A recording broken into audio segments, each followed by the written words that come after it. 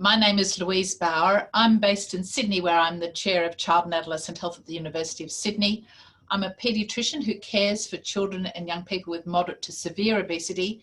I'm a member of the Obesity Collective, and I'm also President-elect of the World Obesity Federation. So welcome to our our collective World Obesity Day event. Sorry, I wonder why I'm thinking about COVID. Thank you for taking the time to learn more about this important topic. As I start, I would like to acknowledge the traditional custodians of the many lands on which we, gathering all around Australia and beyond, meet today. I pay my respects to their elders, past and present, and I extend that respect to Aboriginal and Torres Strait Islander peoples here today. We have a truly amazing array of speakers today, all doing rapid fire talks. Obesity is a chronic relapsing disease process driven by powerful biological forces operating in an obesity-conducive environment, also known as our modern environment or 21st century Australia. We need to think beyond blaming individuals. We need both prevention and evidence-based care to shift the dial towards health. Now, this scale shows that health risks increase with increasing body fat. This is, of course, an oversimplification, but portrays an important scale that is influenced by our biology. When someone is on the right-hand side of the scale, their biology is working to push them further along and fights progress back down. Like an escalator, people are trapped by their biology, and it's almost impossible to move back down the scale without support. So we need prevention for everyone to be healthy, and to help prevent people progressing onto the escalator, we also need evidence-based care and treatment solutions for those that may need it. It would be inappropriate to recommend prevention solutions just to someone on the right-hand side of the scale, like it would be inappropriate to provide treatment solutions only for those on the left-hand side of the scale. So we clearly need both prevention and treatment in order to tackle this issue of obesity. We can see that it's a complex issue. There's no one solution and no one person can understand everything. To add to the complexity, each individual is different and has a different experience and needs and story. Now, there are many different aspects of obesity, and our range of speakers today is an indication of that. We could have had many more brilliant experts and cover more regions of Australia. Indeed, we could have rapid talks for days. We need many different experts, community leaders, advocates working together to better understand the truth of obesity. Before I start, there are 3 messages I want to get out of the way. Planners, you need to read this report and start making some new plans. Medicos, you're going to need to do some more training, but don't worry, we're going to develop new tools and resources to help you.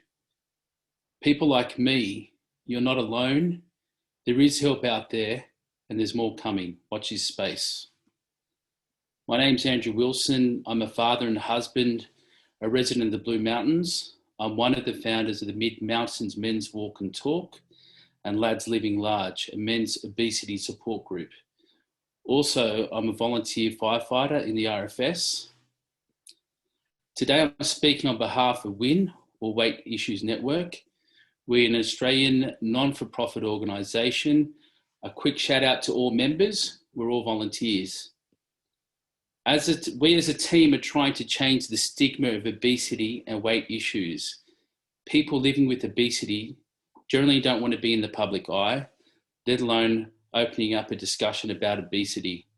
In fact, we'd rather be in the back row, trying to take up as little space as we can and hoping to be invisible, which ironically is pretty hard for us. In the past, I had a fear of being judged. When you look at us, you can very quickly see what our struggle is. It's written all over our bodies. Anyway, hiding's not a healthy way to live my life anymore.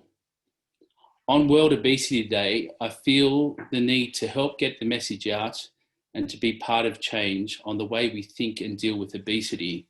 We need to do better for people who are still looking for solutions and who may be finding it hard to cope with life. Last year, WIN released its advocacy report, The Personal Costs of Weight Issues in Australia. There's not a one-size-fits-all when living with weight issues. Some of us have battled with all our lives. Some of us have lost weight, yo-yoed, There are many different reasons for obesity. Some of us have really toxic perceptions of ourselves and different health challenges. In our report, we have 3 major recommendations. 1, weight stigma needs to stop. Thankfully, views regarding racism, sexism, homosexuality, and mental health have changed over time. Unfortunately, weight stigma, bias, and discrimination is still rife in our society. We need to call it out. We need clear anti-stigma policies. Portrayal of people with obesity in the media needs to be respectful. 2, improve clarity and reduce barriers to better health. We need mandatory obesity training as part of all health and social care service education. Health and social service providers need to understand the science of obesity and how best to promote health and maintain it. 3, we need more supportive environments in society. Government needs to help make healthy food options cheaper and easier to access, especially in lower income or remote areas. We need mandatory healthy foods at school and educate on basic cooking and nutrition. Local councils need to invest in green spaces, facilities and equipment to cater to all sizes and ages and abilities. Again, for policymakers, you need to read this report and start making changes. Otherwise, the human and financial cost won't be pretty. For medical professionals, we're going to need to develop more tools and resources to help you, and your favourite, more training. Finally, for people like me who are living with obesity, let me remind you, you're not alone, help is available, and more is on the way. There are many other recommendations I don't have time to share with you today. Please download this report on our website, oswin.org.au. And if you want to support us, please join, win, or donate. We are a registered charity. I'm Louise Maple-Brown. I'm an endocrinologist in Darwin and a researcher at Menzies School of Health Research. I'd like to start by acknowledging the Larrakia people as the traditional owners on the land in which I'm presenting today in Darwin, and pay my respects to elders past, present and future.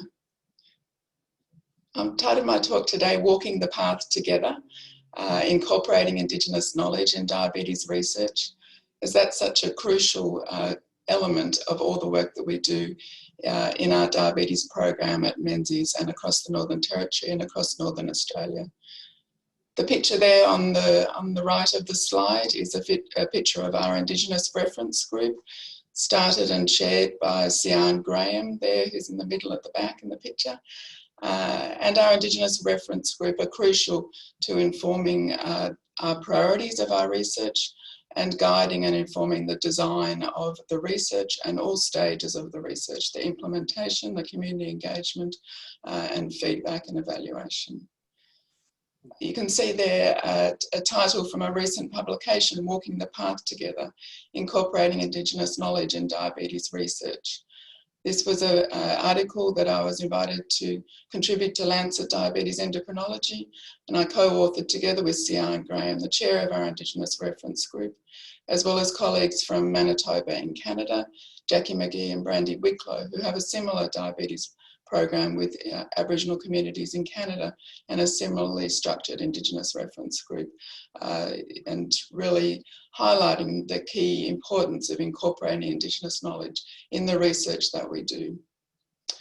So further to that, I just wanted to briefly talk about some work that we're currently doing, funded by the Medical Research Future Fund, and the aim there is to co-design a multi-component intervention to reduce diabetes-related risks before, during and after pregnancy among Aboriginal women and families. This is focused on maternal weight, breastfeeding and supporting healthy lifestyle in that crucial time before, during and after pregnancy. It's across the Northern Territory and also in Far North Queensland. It's in 3 phases. The first phase there is the phase we're currently in, listening to voices of women and family, families, so interviews with Aboriginal women in the top end of Northern Territory, Central Australia, and in Far North Queensland. Then the second phase is a co-design phase, workshops with Aboriginal women and families and community members, as well as health professionals, but where at least always half of the participants in workshops will be consumers or community members. And then phase 3 is to test these strategies and programs that have been co-designed with community members. So I might just the next slide, thanks Tiffany. This program of work is within a larger program of work, and if you press another to progress the slide, the box, thank you. This is the diabetes and pregnancy element of our work that I have just been talking about, but this sits within a larger program of work across the life course and across Northern Australia. So across the Kimberley, all the Northern Territory and Far North Queensland. And across 3 streams there being causal pathways, health system changes and clinical implementation trials. So our work also focuses on type 2 diabetes in children and adolescents and improving our models of care there for that group particularly. And our work is also closely related to the work of the Northern Territory Diabetes Clinical Network that I chair. And a key priority of that clinical network is prevention and management of overweight and obesity in Northern Territory people, particularly Aboriginal communities. First, I want to acknowledge the traditional owners of the land on which we're meeting, and for me, it's the Guy-Marigal and the Gadigal people. My name's Emma Lonsdale. I'm from the Australian Chronic Disease Prevention Alliance, and we represent some of the major chronic diseases in Australia, some of the leading causes of death and disability. So why are we here today? Well, many of these conditions can be prevented. In fact, 8 out of 10 strokes can be prevented, 1 in 3 cancers. And these conditions share risk factors like unhealthy eating, physical inactivity, and overweight and obesity. So the theme for World Obesity Day is everybody needs everybody. Bringing together the global community, we're working towards building happier, healthier, and longer lives for everybody. And I want to focus on this last bit today, building happier, healthier, and longer lives for everybody by addressing obesity as a risk factor for chronic disease. Next slide, please, Tiffany.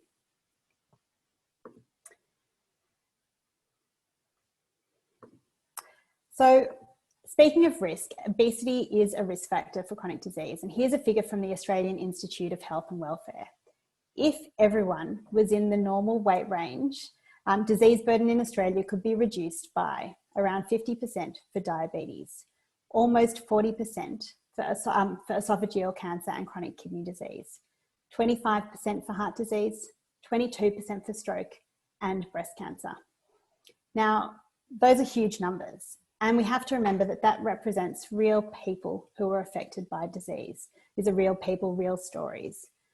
But I also want to note that that's a really big if everyone was in the healthy weight range as it's defined here. And not everyone can get to this weight range.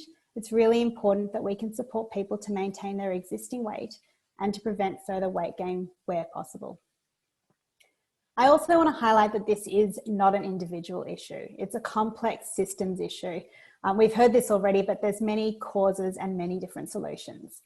But we can't put it in the too hard basket. Small steps that we take now to address obesity can have a large impact over time. So what are we doing as a group? Well, we're working in 3 different areas. We're working to improve our food and physical environments by advocating to government. So that's on things like food labelling, reducing unhealthy food marketing, and creating environments that can support people to move more and be active. Secondly, we're focusing on prevention. So this includes increasing awareness of obesity as a risk factor. It's the second leading risk factor after smoking. And while there have been huge successes in reducing smoking across the population, we haven't seen the same progress to tackle obesity at this stage, even though we have one of the highest rates of obesity in the world. Thirdly, we're also focusing on increasing risk assessment. So this is supporting people to understand and manage their risk of disease. Next slide, please, Tiff.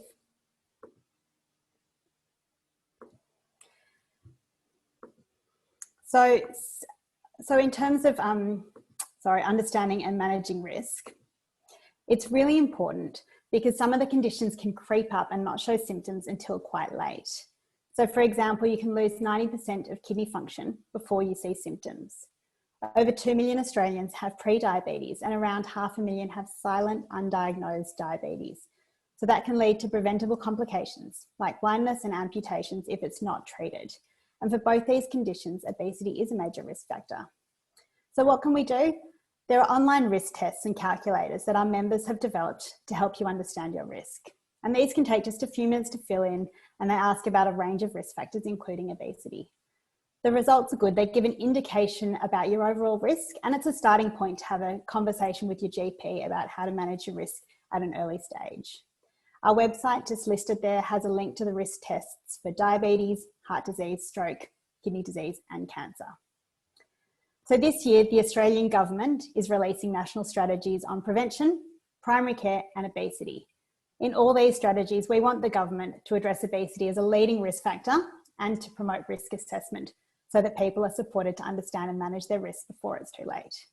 And why? So we can work together to build happier, healthier, and longer lives for everybody. My name's Alice. I'm from Parents' Voice. Before I begin, I'd like to acknowledge the traditional custodians of the land that I'm speaking from today, the Wurundjeri people. So Parents' Voice is based in Melbourne on Wurundjeri land, obviously, and we are a network of parents. Sorry, could I get the next slide? I've jumped ahead. There we go. A movement of parents taking action to improve food and physical activity environments for children. So we're co-funded by Diabetes Victoria and Vic Health, but we have a national committee and a national remit to be addressing these issues with our network of parents. Next slide, please. So I'm talking today about unhealthy food marketing, which is one of the key issues that Parents' Voice works on. Consistently, when we survey our members, unhealthy food marketing ranks at the top of the issues that concern them in the space of food environment and physical activity for children.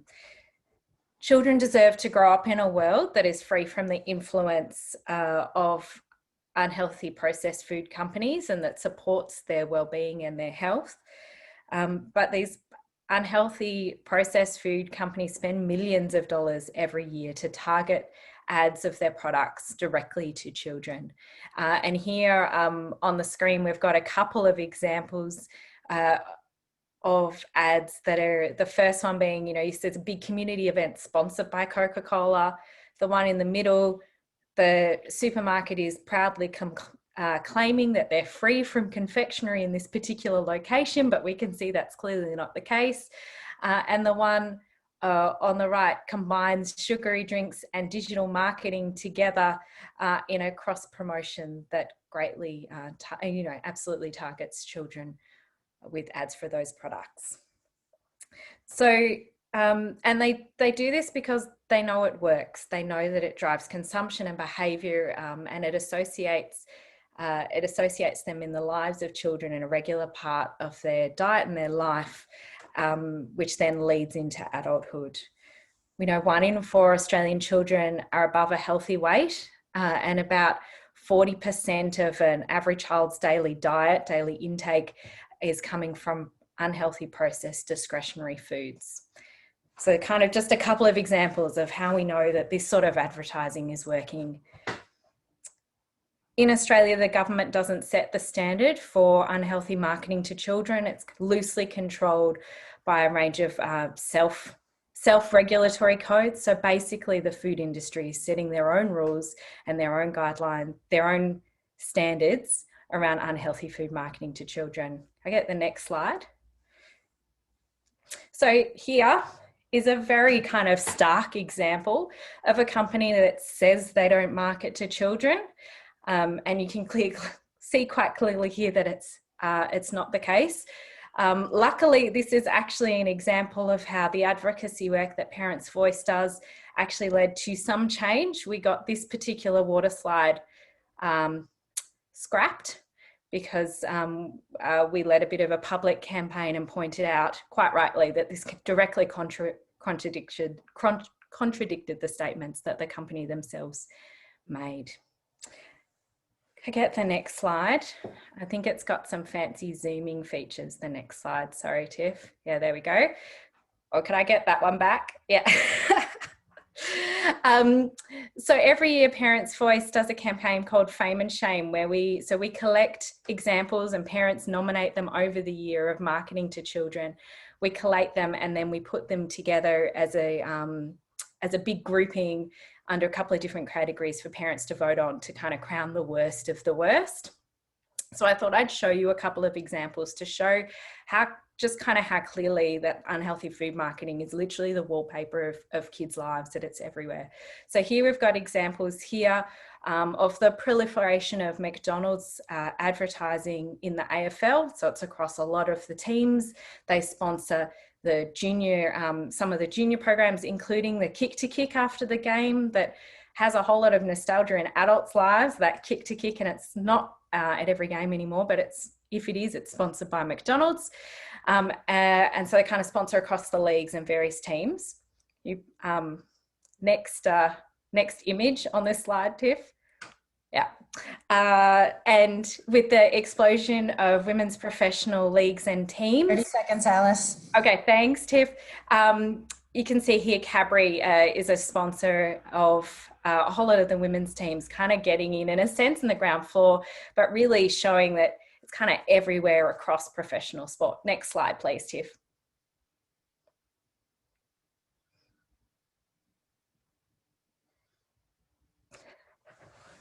They got a bit too fancy. So here are these examples here. Can we leave it? Does it? Yeah, thank you. Sorry, guys, I pulled these from another presentation. It ran through fine for me, but this morning I realised there might have been some remnant bits left. Basically, I just wanted to touch very briefly on digital marketing to children. It's everywhere. It's really hard to see as a parent. So it's the ads before your YouTube videos, and then these examples that quickly scrolled across were social media. So this is a Snapchat filter. This one here is you could order a personalized Coke using Alexa, and the one that was the Milo was on TikTok. So it's literally everywhere that kids are online. And these are just 3 discrete examples from the finalists for this digital category in our Fame and Shame last year. So this isn't the totality. I know I'm almost out of time. I just wanted to say today is a really good day to be talking about unhealthy food marketing to children. The Obesity Policy Coalition launched a big report this morning called Brands Off Our Kids, calling on governments to set better standards to protecting children and putting their health ahead of profits of these companies. So I would recommend you check that out or head over to our website. Andrew Hills is my name, and I'm based at the University of Tasmania. And the focus of my presentation, you can read on the slide. This is the only slide you'll see. Physical inactivity is the scourge of modern society. Active play is extinct for many young children, and too many people of all ages are sedentary. If we're really serious about the health and education of the next generation, we need to focus on improving the physical literacy of all infants and young children. If this was achieved, we would be well on the way to having a healthier and much more productive society. I was particularly struck by a recent story I heard of a young man and his challenges with cerebral palsy. His personal journey underlines the central importance of physical activity and resilience in the face of disability and associated inequity. CP was never used as an excuse, and he loved to try and be as physically active as possible. If he fell over or was knocked over as a child, and this happened very regularly, he got up as quickly as possible and with grit and determination tried harder the next time. Adoption of his can-do attitude and desire to be physically literate would serve everyone well in the broader physical activity context. Far too often, size, shape, and disability are impediments to being physically active. Indeed, many people with overweight and obesity have given up the idea that they can enjoy physical activity. However, with appropriate advice and support, everybody is capable of engaging in physical activity. If we shifted our focus to critical life stages, including preconception, pregnancy, and the first 2,000 days, we could make a significant dent in the negative health consequences of physical inactivity and achieve better health and well-being for everybody, irrespective of weight change. We mustn't lose sight of the strong and growing evidence of the multitude of benefits afforded by engagement in habitual physical activity. In short, every move counts for everybody. The healthcare costs related to inactivity, smoking and obesity are massive, and physical literacy may be considered as a vaccine against the inactivity crisis. But what does physical literacy really mean? Physical literacy is when individuals have developed the skills, the confidence, and the love of movement to be physically active. Our goal should be for everybody to experience the joy of movement from the beginning of life and build on this with quality movement experiences across the early years. A national commitment to parental education and support in conjunction with the development of fundamental motor skills for all infants and young children should be non-negotiable. With such a platform and enjoyment of physical activity, followed by a high-quality health and physical education program across the school years, there is every likelihood that everybody would be happier and healthier during the developmental years and on into adulthood. In our current Capital project, also supported by the Medical Research Futures Fund, we're working with communities in 3 Sentinel sites in regional northwest Tasmania to build capacity for obesity prevention. Our long-term goal is to help all young people flourish by working more closely with parents and caregivers, plus children of school age. Similarly, in CRE, HIP, and a raft of other grants led by colleagues at Monash University, including Helen Skateris and Helena Teed, greater attention is being paid to the translation of our knowledge regarding the benefits of lifestyle changes, including physical activity, in preconception, pregnancy, and the postpartum period. Physical activity for all is the challenge. What are we waiting for? If we start early enough, everybody will reap the reward. My name is Jessica Bogard, and I'm a nutrition systems scientist with the Food Systems and Global Change Research Group at CSIRO. Some of you might be wondering what sustainability and climate change have to do with obesity.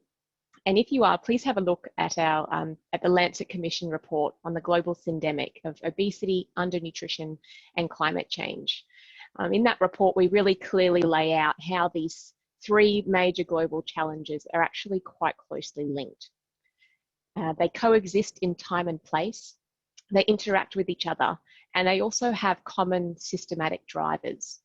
And today I'm talking about the food system as one example of as a driver of these outcomes. So basically, our global and increasingly industrialized food system has really evolved to favor the production of energy-rich staples like wheat, corn, and rice. And this system has been very successful in increasing production volumes, particularly over the last 50 years or so.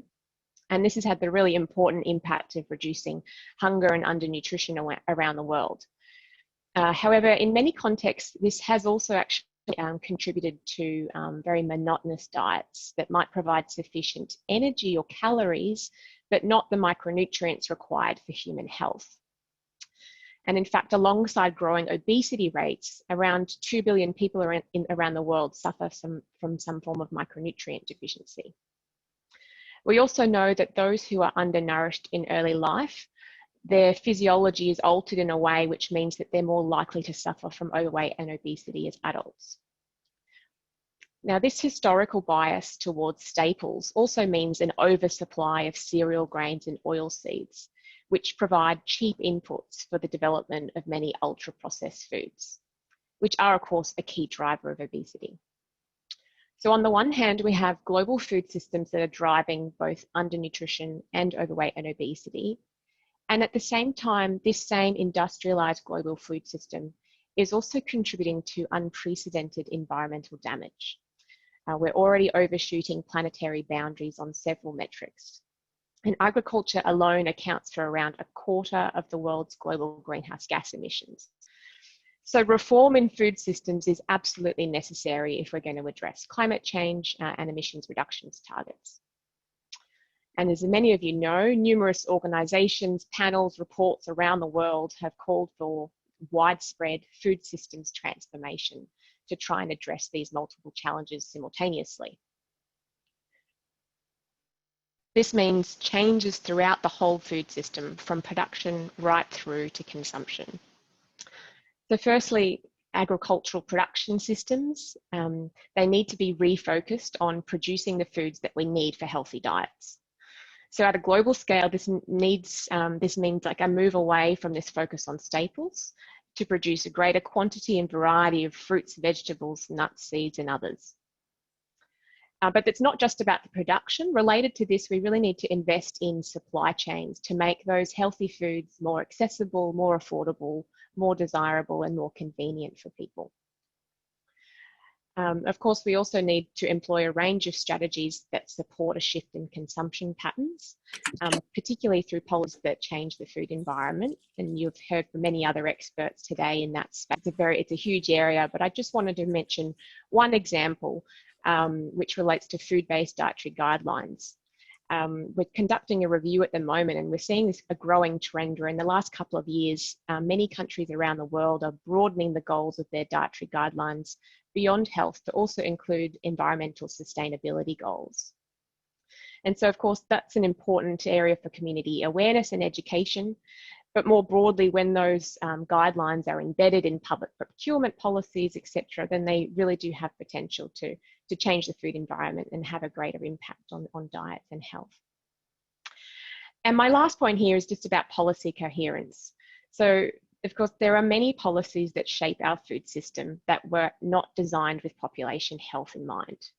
So I think there is a real need for health professionals to engage in these spaces and ensure that we embed nutrition and health considerations in all of those policies that shape our food system, so that we can really maximise the synergies across the multiple objectives for our food systems. My name is Alison Ward, and I work as a dietitian with the Department of Health in Tasmania. Our approach to preventative health aims to be positive and non-shaming, and we are mindful of our own privilege. We know everyone has varying degrees of choice in the decisions they make around their health, and we know not everyone has equal access to healthcare, education, employment, food choices, livable communities, nor do we have the same genetics. Consider this for a moment. Most of us work in health because we want to help people be healthier. What if it was possible to work in a more compassionate and potentially less stigmatizing way to improve health? What does this look like in a practical way? Today, I'm going to share with you one example of this from our work with the Healthy Kids website and related social media. Bringing a child into this world is both a privilege and a responsibility.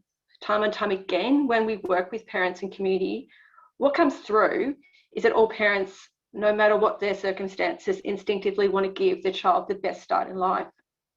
And we know parents have a strong influence over their child's diet quality, eating style, and body image through early feeding practices. And this impacts on the child's growth and development and their short and long-term health and well-being. Research has shown that about 70% of millennial parents value the insights and advice that they receive from parenting websites and blogs and social networks. So how do we play in this space? We know we want to build parents' resilience and skills to parent in a healthy way, even when they face potential barriers such as their own food history, food insecurity, diet culture, and the environment in which we live, which doesn't always make healthy choices easy choices. So our content includes information on body diversity and body confidence for both parents and children. Feeding and nutrition advice. We align ourselves with the Alan Satter Division of Responsibility model of feeding. And we acknowledge there's a normal spectrum of feeding children, and we try and provide practical, affordable food ideas for families. We provide physical activity advice, but we talk about it in terms of movement, active play, and managing screen time. And we touch on mental health topics for children and parents, for example, self-care, anxiety, body image, all the things that affect how we parent. And often working through this is key to doing better in their own parenting. We aim to empower parents to make positive health behaviours for themselves and their children, and to model body positive parenting. Change the slide, please, Tiff. Our content includes video, images, snappy quotes, and blogs, and they're all designed to be short and to the point to grab the attention in a busy media space. The advantage of using social media is that, and websites, is that you do have the Google Analytics and Facebook Insights, which show you who you're reaching, when, and what people like, which is really useful. And through sharing, we've been able to reach a lot of people. And this actually supports a wider community conversation around parenting and food nutrition that's evidence informed. I'm just going to share with you a few tips about using social media from our experience. We've been really careful about choosing our words. We're trying to avoid use of diet culture language, weight stigmatizing language and tone. And if you need help, seek some help to get training around this. It's really, really important. Be real and authentic. Don't give impossible food ideas. We try to acknowledge what's real. For example, fruit does come home, aren't eaten in the lunchbox, and there are kids that like tomato sauce and everything. If the advice resonates with people, they have more of a chance of listening to it. In social media, you engage with your followers. Actually listening and learning from them helps you develop content that people want. And don't be afraid to use humour or show compassion, because we know parenting is really hard at times. It's been really important for us to be consistent with our approach, which means we're careful about what we post and what we share from others. And for us as a government service, it's also been really important to have a documented and approved social media strategy. It can be challenging to step outside the construct in which we're living, where body weight is placed front and centre of the child health equation at times. But we'd also be naive to think that the public discourse around obesity and weight does not impact children in a negative way. The rise in eating disorders and prevalence and the pursuit of the thin ideal in the increasingly younger children is of concern. And with our approach, we try to support families to have meaningful health and wellbeing conversations without stigma or shame. My name's Amanda Lee, and I've been asked to speak about food security. But before I do that, I'd like to acknowledge the Turrbal and the Jagera people, who are the traditional owners of the land on which I'm joining you today. Next slide, please, Tiff. So what is food security? I tend to use the FAO definition because it illustrates many positive attributes, particularly around the quality of a healthy diet, which is so central to deliver food systems that promote health and well-being, equity and environmental sustainability, as we just heard from Jess. At the population level, mild food insecurity leads to poor quality diets, and that's associated with excess weight gain and obesity. Increasing food security leads to more frequent episodes of hunger and increased diet-related conditions. Food security occurs at many different levels, from the global to the individual, and it's greatly affected by change. So a good example we're seeing is climate change, and also, as well as the gradual change, the sudden shocks. And the examples there that we're familiar with are bushfires and the global pandemic. But the good thing about food security is it's really highly amenable to good public policy. The challenge is securing political will for action. Next slide, Tiff. So who suffers from food insecurity? Over the last 10 years, estimates of food insecurity in Australia have ranged from 5 to 36%. And they're much higher in some settings and amongst particular population groups. But a real challenge in this area is the diversity of ways in which food security is measured. For example, in the National Health Survey, just one question is asked about household running out of food in the last 12 months. The good news is that there's work underway to incorporate a more comprehensive validated tool in future surveys. Many groups are vulnerable to food security, and particularly these days in the global pandemic, we're seeing problems amongst young adults, with 65% of 18 to 25-year-olds running out of food over at least a week. In the current pandemic, requests for food release has actually increased by 47%, and now the estimates are 1 in 5 children in Australia suffer food insecurity. The main reasons people are giving for this tend to focus on lack of money. Next slide, please, Tip. That's why our group has been looking at food affordability. In 2020, under current fiscal policy settings in Australia, where basic healthy foods are exempt from GST, for a single parent welfare dependent family, a healthy diet containing branded food products, which is on the right of this graph, would cost around 10% less than the current unhealthy diet, although both diets are unaffordable for these families, costing more than 30% of household disposable income. So this suggests that factors other than price, such as convenience and poor food environments with their ubiquitous availability and advertising of unhealthy choices, help drive poor diets. Next slide, Tiff. However, when our wonderful, I'll just go back one, Tiff, back a couple, just to the first graph. However, when our wonderful PhD student Merrin looked at the effect of common coping strategies for low-income families, that is buying cheaper generic or own brand products when possible, she found that healthy diets actually became less affordable than current unhealthy diets. And this is really important because it can help to explain why food security and diet quality are much lower in low-income groups. And importantly, these data really highlight the dominant role that poverty plays in food security these days. Next slide, thanks, Tip. This is further illustrated by the affordability of healthy diets for unemployed household on the different levels of job seeker and coronavirus supplements that have been provided during the pandemic. In August 2019, healthy diets were unaffordable for such families and had been for years in Australia.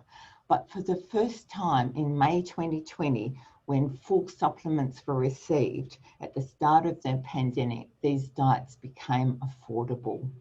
An ACOS survey at the time found that 83% of welfare-dependent people reported eating healthier and more regularly than previous at the beginning of the pandemic.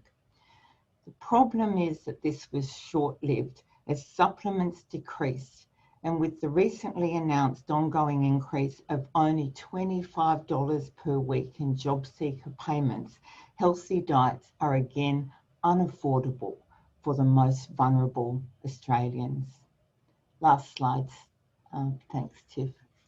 So that's my 5 minutes, but there's no shortage of further reading to help inform policy action. Everybody really needs food security. My name is Melody Ding. I'm an associate professor at Sydney Uni, a public health researcher here at the Charles Perkins Centre. What picture comes to your mind when you think about the word obesity? We're all so used to seeing faceless photos of expanded waistline, oversized legs, and unhappy weight scales. For years, we've been blaming the obesity pandemic on individuals as if the lack of physical activity and poor diet are purely personal lifestyle choices. Today, I'm showing you a different picture. Despite the ever-expanding highways and the car industries around the world, It was not until around 15, 20 years ago that we saw the first evidence linking driving and obesity together. In 2014, my team used data from middle-aged and older Australians in New South Wales and found that those who drove more than 2 hours a day are about 78% more likely to be obese, 33% more likely to have unhealthy level of psychosocial distress, and 43% more likely to have poor quality of life compared with their minimally driving counterparts. So for those of us who live in large cities with notorious traffic, I know some of you do, know very well that driving is simply not a personal choice. In an ideal world, we all want to live in a walkable suburb, not too far away from work, a neighborhood where we can walk and cycle freely and safely, with access to shops and well-served public transportation systems. Next slide, please. Thank you, Tiff. There has been more than 1,000 studies from around the world repeatedly linking positive neighborhood attributes and physical activity, obesity, chronic disease, or health in general. On this slide, especially the green part of the slide, you will see many of those attributes that are considered as desirable. Many of them are very commonsensical, such as bike lanes that you see here, green space, access to shops and facilities, mixed land use, and policymakers and planners from around the world have started to act on this evidence through smart growth and urban renewal initiatives. But there is a bigger force at play. Evidence from around the world, including Australia, confirms that access to positive neighborhood and urban features are extremely socioeconomically patterned. Unaffordable housing and increasing social inequalities have forced many Australians, disproportionately those from culturally and linguistically diverse backgrounds, into urban sprawls. My own research on Chinese immigrants in Australia found that immigrants who were more integrated to Australian culture were about 50% more likely to be obese and 71% more likely to have diabetes than their counterparts who are less acculturated. Again, do we blame on the individuals from our diverse communities? Or should we, the society as a whole, reflect on how we have failed to provide healthy and active choices for all? COVID-19 has shocked the entire world while teaching all of us the importance of good governance, leadership, scientific evidence, and public health policies. The global health crisis has also shown us how important our local environment is, because like it or not, we have all been spending a lot more time there in the last year than usual. We are seeing positive changes, such as expanding cycling networks in parts of our communities. Can we, as a society, get together in the same way as we're fighting COVID to tackle this ongoing challenge of obesity and chronic disease? We can use these budding changes in our community as the momentum to transform changes. So I really appreciate this opportunity to speak at this event today. And I really hope, sincerely, through events like this, we can start the conversation, form partnership, and fight for change through our research, engagement, and advocacy. So please feel free to get in contact if you have any thoughts and any endeavor we want to go on together. And thank you for your time. My name is Claire Mullen, and I would like to acknowledge the ongoing and traditional custodians of the land I'm joining you from today, which is I'm joining you from Whittet, Noongar country. I'm going to talk to you a little bit about the experiences that at Health Consumers Council we have had, working with the WA Department of Health and the WA Primary Health Alliance that in Western Australia manage our primary health networks, to represent, promote and support the voices of people with lived experience when planning services in the areas of early intervention and management of overweight and obesity. Next slide, please. So the compelling idea that I was wanting to share with you and leave you with is one that may be familiar to many of you from other areas, but is really nothing about us without us. And this is a phrase that might be familiar from other sectors, but really what it means is that if you're designing services, that it's about talking to people and working with people, not just doing to, but doing with in the design of those services. And the reason for that is you know, there's many reasons. One is that those services have a chance of being more effective because they've been designed based on a really good understanding of the needs and interests of people who will use them. Because of that, there's likely to be less waste of services because people may be more likely to use services that actually meet their needs and understand their contexts. And also because of that, then you're likely to see better outcomes for people who use services that help them achieve their goals. And we've heard some great examples already from people who are obviously taking this approach to their work. Next slide, please. Like I said, we've been doing this with our partners since 2018, and I wanted just to share a few of the hows and the whats that are important, that have emerged as important to us. Like Louise and Andrew mentioned earlier, that really one of the main things that stood out for me from all the work that we've done in this area is the diversity of people's experiences. People's experiences that have taken them to this point in their health journey may differ, and also their individual needs and context that will differ as to what will support that person going forward.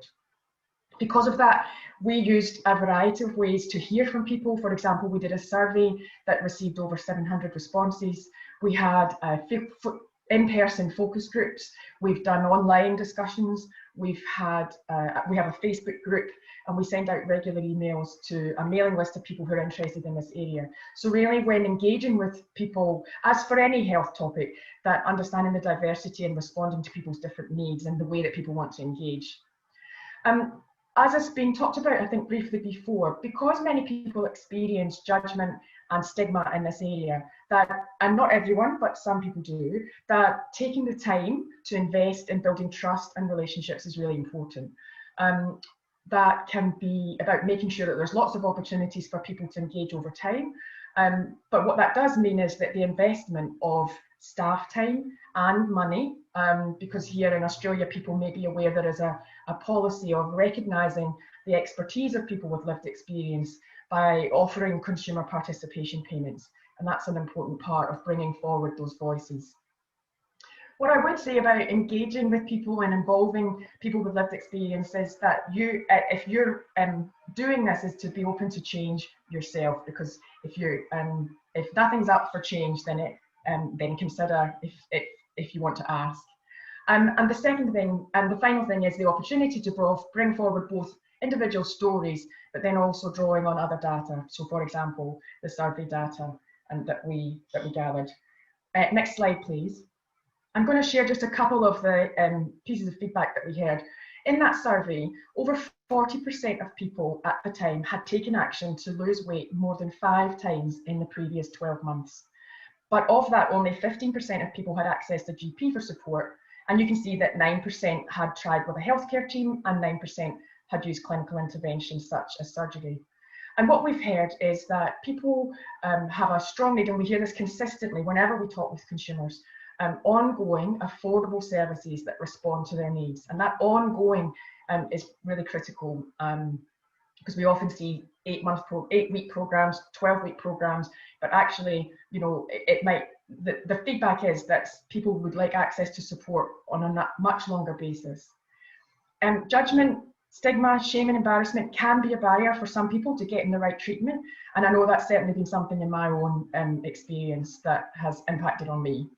And what we hear consistently is that many health professionals don't have the time that it takes to take a really person-centred approach and provide tailored advice. So I'll finish just by reiterating that kind of compelling idea, which is nothing about us without us. There's so much more to say in this area, and I've put up some contact details and would love to hear from others who might want to continue the conversation. My name's Dr. Catherine Backus, and I'm founder of Alleviate Medical Weight Loss, and we're a specialist GP obesity service here in Melbourne. So I first wanted to start by acknowledging the traditional custodians of the land in which we meet, the Wurundjeri people, and pay our respects to our elders past, present and emerging. So it sounds like Claire and I have been talking because we're going to be talking about very similar things, and I think that primary care probably does provide that really nice segue into how we can provide that ongoing care for patients who live with overweight and obesity.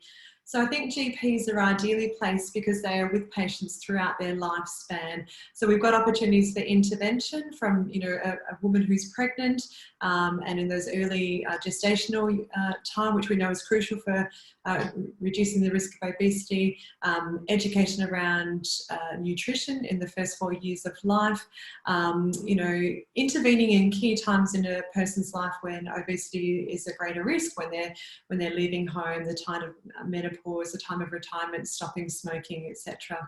So I think that whether it's screening patients for obesity, starting conversations with patients about the impact of obesity on their health and their day-to-day living, assessing their readiness for change and their readiness to seeking treatment, understanding what they have done in the past so that we can tailor our advice around what other treatments are available, and really discussing those treatment options in depth with the patient, whether that's going to be lifestyle change, certain dietary interventions that might be effective for them, physical activity, pharmacotherapy. We've got that ability to intervene, you know, when the weight risk is starting to increase, and also provide advice and link patients in with other healthcare professionals, be that other allied healthcare professionals or bariatric surgeons, if necessary, to help those patients who live with more severe obesity that's impacting on their overall health and well-being. And I think that GPs have got a little powerful tool up their sleeve, and that's the power of enduring relationships. And that's a significant benefit and I think advantage for GPs in managing overweight patients who live with overweight and obesity, because a good GP understands the complexity of the factors that contribute to an individual's weight story and works with them over time with incremental change to assist them to manage this chronic condition. So thanks, Tiff, for that next slide. So I just wanted to talk a little bit about what the barriers and solutions might be for managing this problem in general practice. So this is probably more a backward step from that sort of patient-GP interaction to what's going to enable GPs and primary care to deliver obesity care. The first one is funding, and providing obesity care is time intensive and is currently not funded adequately. We just have our time-based provider, MBS item numbers, and this inevitably takes more time to understand what patients have done before, what are the treatment options, discuss those treatment options, discuss lifestyle change, and that all is very time intensive. In addition, PBS does not subsidise any anti-obesity treatment thus far, which means that accessing care for obesity is more costly to patients. So what can we do? Well, we either ask our patients to bear the cost, which I think is unacceptable, or we start providing more MBS rebates for obesity care in primary care. And I think that the NACOS group is currently looking at this with the Department of Health, which is very encouraging. We also might consider the way in which we deliver that care, because it does affect so many people. If it was just one-to-one care, GP to patient all the time, that's going to be very time intensive and costly as well. So why don't we look at digital platforms and involving the multidisciplinary team with all of our allied healthcare professionals to deliver that care. Maybe the practice nurse sits down with the patient first and does some of their weighing and measurements and discussing what the challenges they've had with implementing their dietary change or medications at the outset before they see their GP. So we need to be smarter about the way we deliver that care. Lack of education and guidelines. Andrew, you spoke about this earlier on as well. And I think, yes, we GPs love education and training. We're keen to soak up as much information as we can. So we do need accredited education programs so that GPs can upskill in this area. There's no point in a patient coming to see their GP for help with weight if we don't have the skills and knowledge to deliver that care. So specialist recognition that might even be linked to MBS item numbers in much the same way that happens with mental health care at the moment. So a GP that does upskilling in mental health has access to higher rebates for doing mental health care plans. The same thing should be happening for obesity as well. Then there's the infrastructure. Setting up a GP clinic, GP-led obesity clinic from scratch is time intensive as well. I did that myself, and there's a whole lot of upskilling of the GPs and training of my GPs, gathering resources for dietary interventions, information about medication and treatment options that we deliver to patients, and lifestyle programs as well, so that we don't repeat the same information time and time again. So the solution may be funding the infrastructure that helps to deliver this care in primary care. We might need to also have certain sessions in general practice that are just for weight management. And that could also be, and I'll come on to this now with time, maybe we need to look at shared medical appointments where we have people who live with obesity supporting one another, accessing care, understanding some of the common themes that are applicable to every patient, but also having that individual one-on-one in front of other patients who live with obesity. So 60% of healthcare professionals stated that lack of time was a barrier to discussing obesity with patients. So we need to remunerate care for GPs to take the time to discuss this with their patients. And we need to make use of our multidisciplinary team as well to deliver that care, and use technology to deliver lifestyle advice, dietary interventions as well, using technology, and those shared medical appointments that I discussed as well. My name is Louise Freeban. I'm wearing two hats in my presentation today. So I'm wearing one for ACT Health from the epidemiology section, and the second hat I'm wearing is from the Australian Prevention Partnership Centre as one of the researchers. I would also like to acknowledge the traditional owners of the land from which I'm speaking today, which for me is the Ngunnawal people, and just like to acknowledge their elders past, present and emerging, and the valuable contribution that they make to our community. So I'm going to be talking about maternal overweight and obesity and pregnancy outcomes. And I think it's probably no surprise to anybody on this call or in this forum that the incidence of overweight and obesity in women giving birth in the ACT and elsewhere is increasing. We haven't been collecting maternal weight for a long time. We've been collecting it since the late 2000s, but it has increased from 40% in 2012 to 47% in 2018 in terms of the percentage of women who are overweight and obese who give birth. And this is having a significant impact on our maternal care. So Tiff, can I just get you to forward one click? We analysed, in our work, we analysed an ACT population cohort, which included over 24,000 women who gave birth to a singleton baby between 2009 and 2015 to look at the contribution of maternal and overweight and obesity to adverse pregnancy outcomes. And we used a method that Emma also presented some statistics from earlier from AIHW. So we used a population attributable fraction, and what a PAF, a population attributable fraction, indicates is the proportion of adverse perinatal outcomes that could be prevented if all overweight or obese pregnant women had a normal weight. Can I get you to move forward one more click? Thanks, Tiff. Okay, so in this table, what we see is the PAFs that we calculated for our cohort. We looked at a range of outcomes which included extreme preterm births, large for gestational age, diabetes, etc. And how to interpret this is that we would say that 16% of extreme preterm births could have been averted if all women who gave birth were of a normal weight, rather than all of the overweight and obese pregnant women who gave birth were actually of a normal weight. And so if you look down through that column, you can see that the contribution of overweight and obesity to adverse outcomes for pregnant women range from a low of 6% for NICU admissions to a high of sort of 38% for some of the diabetes. So this tells us that, that we could have an impact if we could actually support women to reduce weight and have an impact on adverse pregnancy outcomes and maternal services. So Tiff, if we could just move forward. Yep, one, thank you. So the second project that I'm going to talk about is some work that we did focusing on diabetes in pregnancy, where we developed a dynamic simulation model. Now, what the dynamic simulation model, so PAFS can tell us sort of what's happened during a period of time, but what a dynamic simulation model can add to that is that we can start to do some scenario analysis and some comparisons over time to compare the impact of different interventions on outcomes. So we focused on diabetes in pregnancy because, as you can see from that small graph that's up on your screen at the moment, our incidence has been increasing quite quickly. So our incidence has increased from around 6% of women who gave birth in 2006 having diabetes in pregnancy to around 16% in 2016.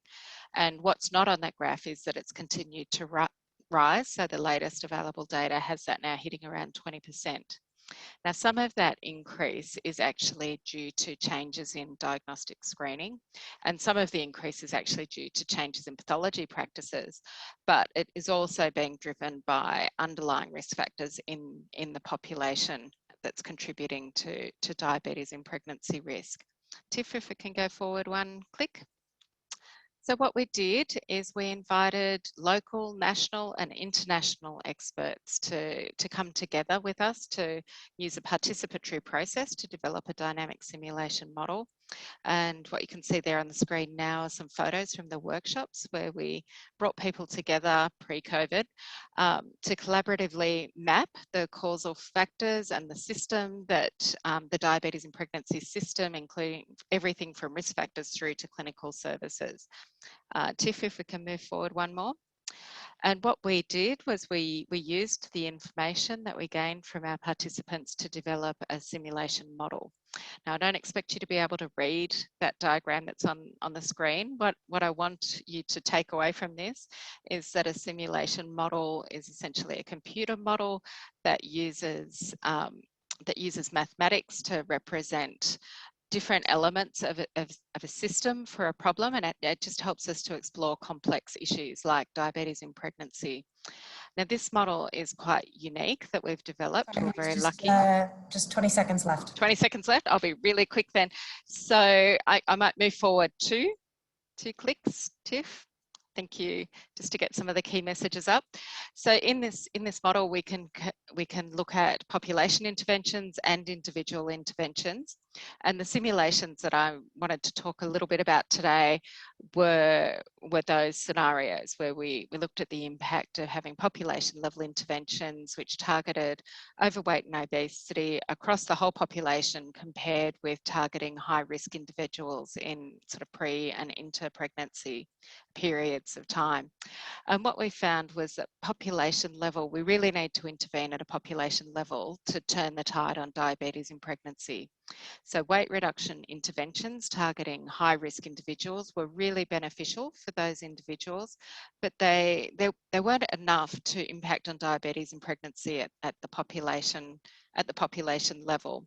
Now, we're not advocating that this is an either-or decision.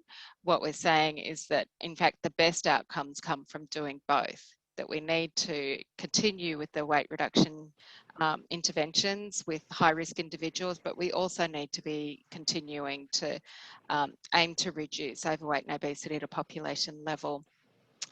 Now, we also just very quickly, I just mentioned we did do some scenarios that I haven't presented here looking at the impact, and I think I've just been cut off, but childhood interventions to reduce childhood overweight and obesity were really important.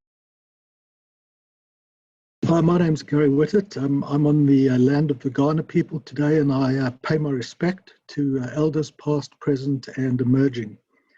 I work at the University of Adelaide and the South Australian Health and Medical Research Institute, the Royal Adelaide Hospital, and I head the Centre for, what's the Freemason Centre for Male Health and Wellbeing. I'm going to talk today a little bit about the prevalence and complications of obesity in males. Can we skip to the next slide, please? And just one. And men are more frequently affected by obesity than are women, and also have much more rapidly increasing, very severe obesity than do women, and we see a similar trend in boys. And that's also important to recognize that there are a small proportion of people who are underweight. And that also represents a problem that needs to be dealt with, so that nutrition across the weight spectrum is extremely important for maintaining good health. Another thing to consider is the way we measure obesity. So often we do it as body mass index, but that includes a significant component of muscle mass, so that for someone who's a bodybuilder, they may have a high body mass index, but may not be obese. And with increasing age, as muscle mass is lost, body mass index may be lower relative to the degree of fat mass. And so it's extremely important that waist circumference gets measured with a tape measure around the waist as the main indication of the extent to which weight is going to confer a risk of disease, either at that point in time or subsequently. Next slide, please. So I study the complications of obesity in men, and this matters a lot because these complications are seldom found in any of the pictures that you might see in books or websites describing the complications of obesity. And when men understand that these problems are linked to their obesity, it drives behavior change. So erectile dysfunction, commonly associated with obesity, but also associated with other complications of obesity, such as sleep-disordered breathing, where you block the breathing tubes at night and cause the oxygen level to fall in the blood. Also, when there's buildups of unhealthy fats in the blood that block the blood vessels, and with diabetes. Low blood testosterone is not due to increasing age, it's due to increasing fat mass, which often occurs with increasing age. And when weight is lost, testosterone comes back to normal. We've recently completed a big study showing exactly that. Waterworks problems, when people get up frequently at night to pass urine, occurs in both men and women, and it's not the prostate in men, and of course women don't have a prostate. And it's more likely to be due to obesity or the complications of that, like high blood pressure, abnormal blood glucose metabolism, or sleep apnea. And you can also get these conditions during the day of frequency and urgency, which represent overactive bladder. Enlargement of the prostate itself, benign prostatic hypertrophy, also an obesity-related condition. And then when men get their PSA measured as a screening for prostate cancer, in men who are affected by obesity, the PSA tends to be lower, which means that the prostate cancer ends up getting diagnosed later and at a more advanced stage. Yet to date, there is no correction for that in any of the tests. And then finally, just like there are effects of obesity on reproductive capacity outcomes for women, as well as the children born to women who are affected by obesity.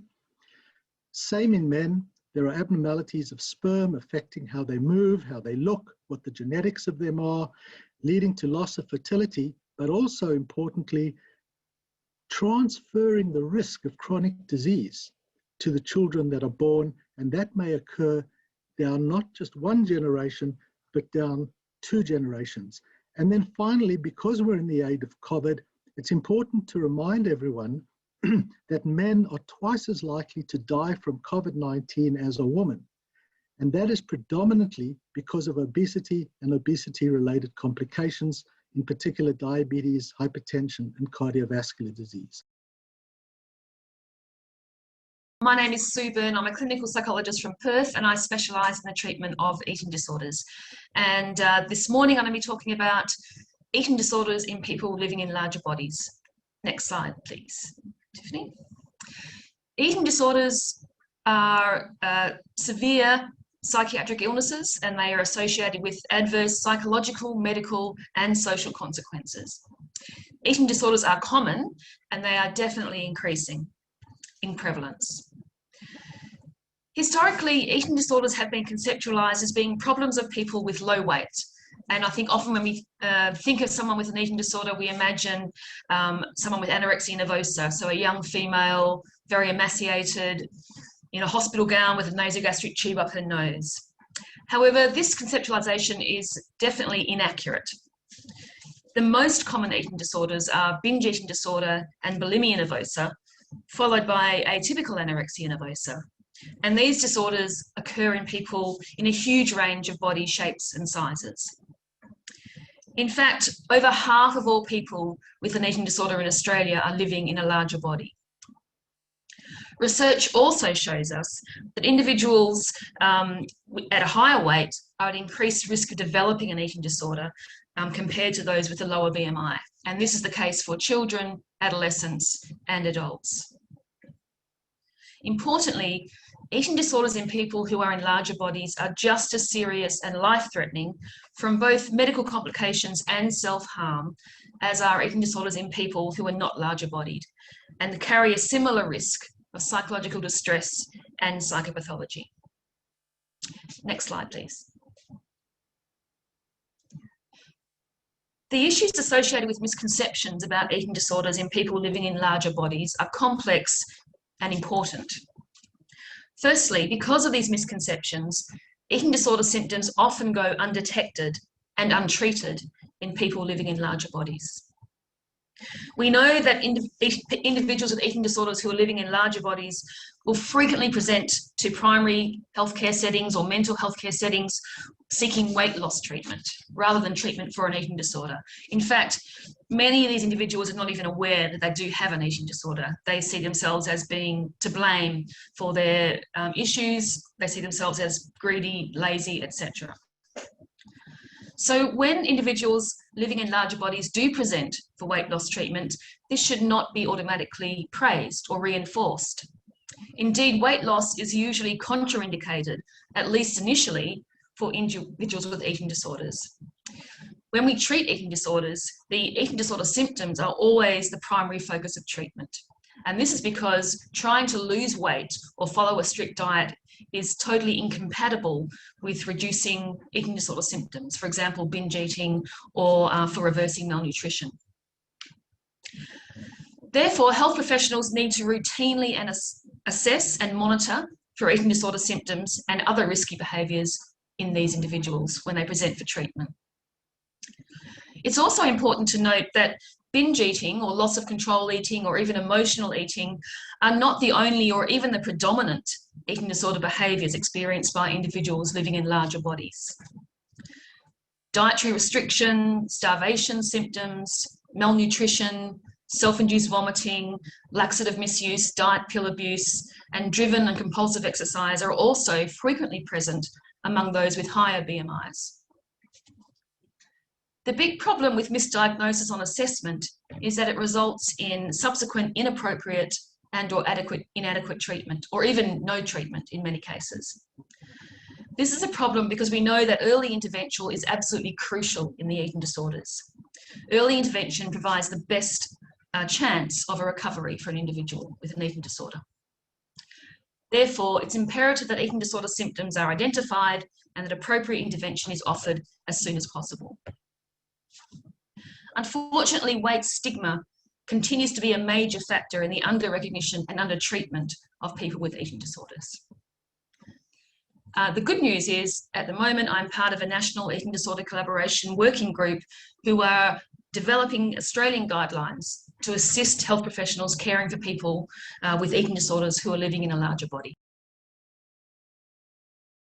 My name is Leonie Holbron and I'm a metabolic researcher at the University of Adelaide. So a lot of the work we've done has been in caloric restriction and how this activates metabolic pathways and provide long-term health benefits to people with obesity. But what we and a lot of others have shown that there are a number of biological changes that occur when you lose weight that really conspire against long-term weight loss success. So when we, normally when we are hungry, the levels of the hormone ghrelin, which is secreted from the stomach, go up. And these signal the brain to make us, to feel hungry. And when we eat, these levels are suppressed. Likewise, when we eat, we get increases in levels of satiety hormones, such as GLP-1, PYY, and CCK. And these signal the brain to tell us that we feel full and we stop eating.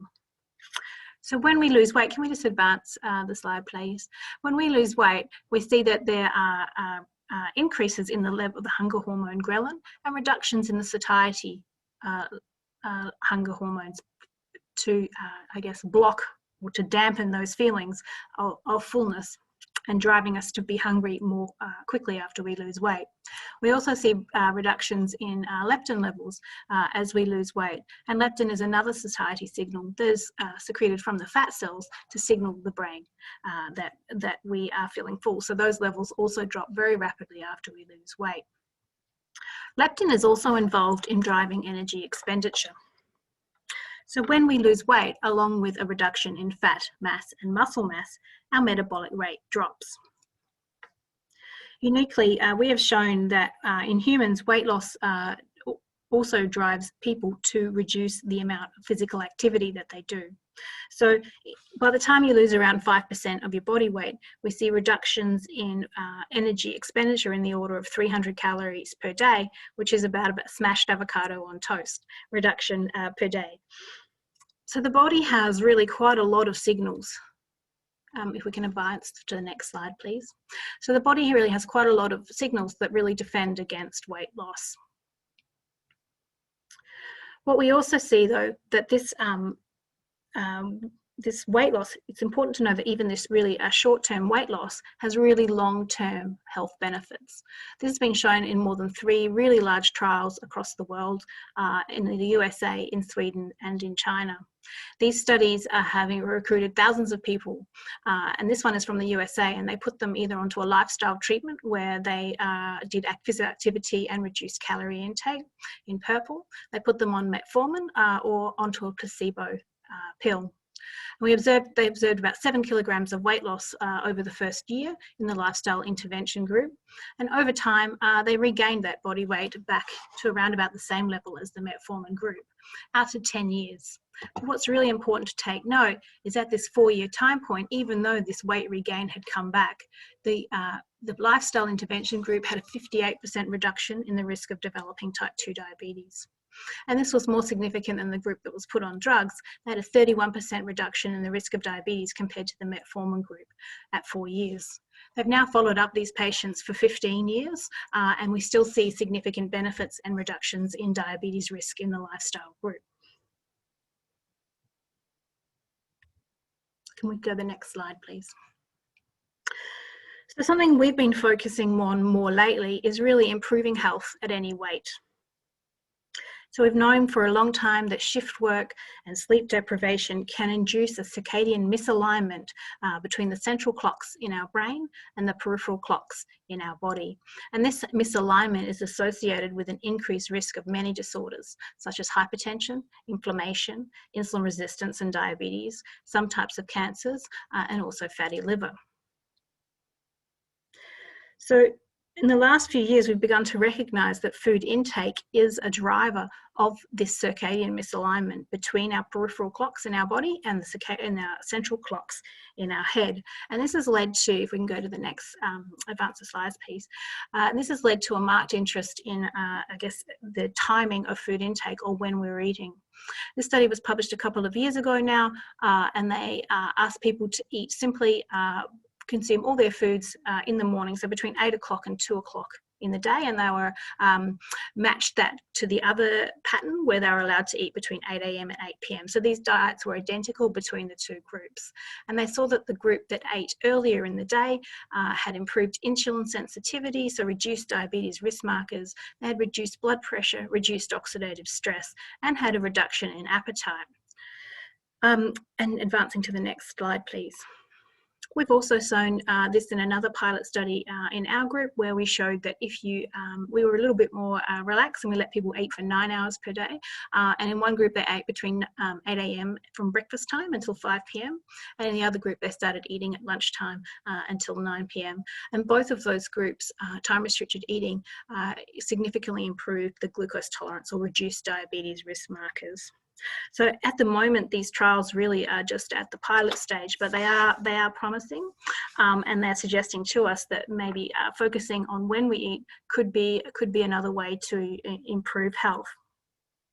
So we've just started with MRFF funding, a large multi-site trial with Melbourne, where we're going to really get a handle on changing whether what or when we eat is the biggest driver for improving health and reducing diabetes risk. My name is Brian Oldfield. I'm a member of the founding group of the Obesity Collective. I'm a neuroscientist and obesity researcher. I'm also president of the Asia and Oceanian Associations for the Study of Obesity, and as such, VP of World Obesity Federation, and also part of the Global Guidance Committee of the Obesity Policy Engagement Network. Now, the only reason I mention those affiliations is because they bear directly on what I'm going to be talking about in the next few minutes. But so essentially what I wanted to talk about are the global connections and collaborations in the obesity space. And what we've heard a lot about what's happening in Australia, and I think been treated to a tour de force of local achievements. And I think it's fair to say that we've been encouraged since the 1960s and 70s to think globally and act locally. But I think today there is very little impediment to thinking globally, acting locally, but also acting globally. And so I want to talk about two major conduits based on my experience where we can exchange information and be involved in the global setting, either through World Obesity Federation, you can see their logo in the footer of this slide, and also the Obesity Policy Engagement Network, or OPEN. Tiff, can I get the next slide? So dealing first with the World Obesity Federation, you can see in the top right that World Obesity has membership societies throughout different hubs across the world, including hubs or parts of the quadrant, because the World Obesity Federation is essentially divided into quadrants. One is in North America, the other is in Central and South America, with a vocal and very active contribution from those in the Caribbean states. There is also a very consolidated and considerable effort from Europe and also from our home turf in Asia and Oceania. World Obesity Federation, essentially, if you look at the functions of WOF, World Obesity Federation, and the opportunities, and these are shown on the left, there are essentially four major categories. One of the most outstanding is in global advocacy, and this is highlighted in their 5-year plan. You can see some of this in red, where there's a focus through their association with the World Health Organization. I've got to say that collaboration has only been strengthened over the last several years into an official relationship that's been led by a number of recent presidents of the society, and I'm sure will be continued with our new president, Louise, when she takes office. But cooperatively, the World Health Organization and WOF have been able to set guidelines and timelines to impact on childhood obesity on one hand through their ECHO venture, which is End Childhood Obesity, and also set timelines to reduce the mortality associated with non-communicable diseases, including obesity. And so this is a very important collaboration on the global front. The other major area in World Obesity Federation is that of convening. They convene events with international stakeholders, whether they be roundtables or meetings. They have a major commitment to education and capacity building, mainly through their SCOPE programs. And SCOPE is an acronym for Strategic Center for Obesity Professional Education, whereby they provide healthcare professionals with up-to-date knowledge and resources. The other major area that overlaps a little with our work in the Obesity Collective is that of providing evidence-based information through their global obesity observatory, which has a similar function to our obesity hub, our information hub in the collective. So next slide, Tiff. Yeah, so the other major conduit that I wanted to mention is Obesity Policy Engagement Network, or OPEN. You can see on the bottom right, there are the global partners listed. I'm not going to go through them, but I think it's fair to say that Novo Nordisk, Global Pharma, is responsible to a large extent to the funding of this group, but tends to or tries to stand back from navigating with this group and leaving that to the other global partners, which are well represented by powerful groups around the world. Currently, there are 10 member nations within the Open Network, including that from Australia. And there are also very good representations from groups representing those people living with obesity in that group. So essentially the charter or the mission of OPEN is very similar to the World Obesity Federation, has a lot of overlaps with the Obesity Collective, in that they're aiming to achieve national policy changes and support improved obesity care. I guess the point of difference with OPEN is that they provide the opportunity to discuss progress in individual member countries to gain insight and inspiration from other countries in the group that are perhaps more advanced or further down the track with their particular endeavors. So, and that's worked extremely well in face-to-face meetings up until the beginning of last year in 2020, in bringing together obesity experts and policy advocates very successfully. The group certainly supports national coalitions, and it does provide a sustained platform to enable best practice sharing and solutions. So I would suggest that if you can, you would look at these organizations and look at access to them through your memberships of the Obesity Collective or ANZOS, and interact in this global way, in a way that aligns with the dictum of this World Obesity Day, in that everybody does need everybody.